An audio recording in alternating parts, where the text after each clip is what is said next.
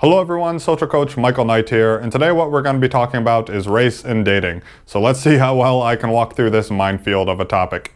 As a social coach who coaches actually primarily technical people from the same background as myself from computer engineering, a lot of guys who are my clients are Indian or from other Asian countries like China, and they've also been like me, been like computer science, electrical engineer or whatever in university, and had a really hard time meeting people and are now out in the world and trying to date, and they're like, oh my god, is it my race that's holding me back?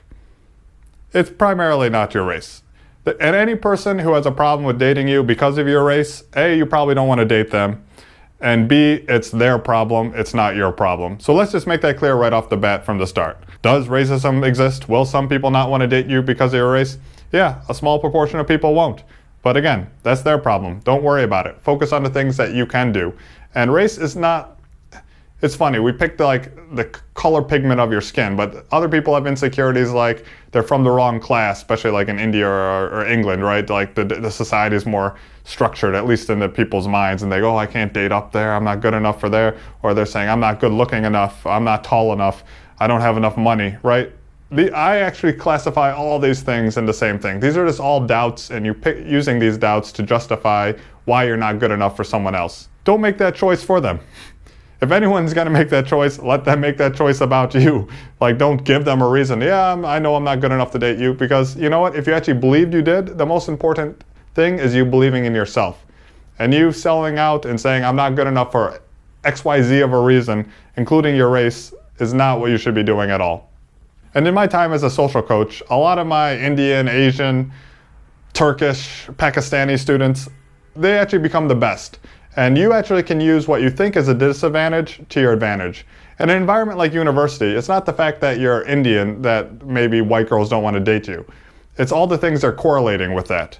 And you just have to show that's not you. You're the exception of the rule, right? Because they see Indian guy and they see, oh, this is another engineering Indian nerd who has no social skills, who just sits and studies all the time, doesn't even know how to look a woman in the eye and talk to her. That's what they might have as a negative correlation to you being Indian. But if you can show that you're the exception to the rule, that can be a huge advantage to you. Because now, like, you're going to really stick out and be noticeable. Because they're like, oh yeah, that's right, like everyone else, but not this guy. This guy is different, but he's different in a cool way. This guy, you know, he's confident. He's not only smart like those other ones, but he's not the same as the rest of them. This guy, he's not afraid to ask me out. He's not afraid to go for what he wants. This guy is different, and you can use that to your advantage.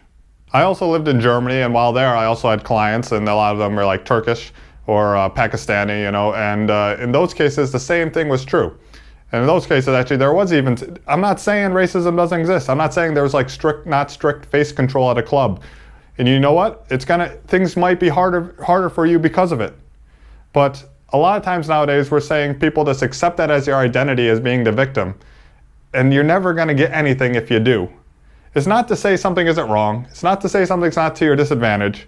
What it's to say is, all right, you got to go, this blows, but I'm going to triumph regardless of it. So yeah, if face control or something like that's an issue, look what the people getting into the club are wearing. You know, okay, maybe try to dress better like them.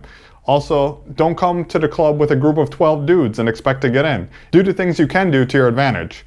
Now, a good example from Germany was I had like two different students at two different times, but they're both Pakistani. They both are, you know, average height. They both like pretty much look the same, but they got completely different results.